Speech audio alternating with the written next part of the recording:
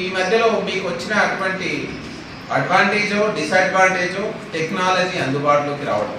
Technology అంటే ఏంటి? Cell phone. Cell phone అందుబాటులో రావడం ఒకందుకు మంచిది, ఒకందుకు మీకైతే మీలాంటి వాళ్ళకైతే అది మిమ్మల్ని పక్కదారి పట్టిస్తుంది. ఎవరైతే సెల్ ఫోన్ని శత్రువుగా చూస్తారో, శత్రువు అంటే టెక్నాలజీని నాలెడ్జ్ కోసం, అందులోనే టెక్నాలజీని నాలెడ్జ్ కోసం వినియోగిస్తే మిత్రుడైతాడు. టెక్నాలజీని మనము టైంపాస్ కోసమో ఇంకా వేరే వాటి కోసం ఉపయోగిస్తే ఖచ్చితంగా మీ యొక్క టైంని కిల్ చేస్తుంది. That become a your enemy.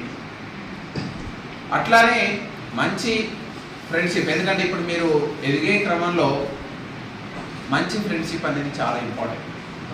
అది అమ్మాయి అయినా అబ్బాయి అయినా. మన ఫ్రెండ్ అనేవాడు ఎట్లా ఉండాలంటే, మనం ఏమనుకుంటాం, మనకు ఎదుగుదలలో మన తోడ్పాటులో మనల్ని ముందుకు తీసుకుపోయేవాడై ఉండాలి.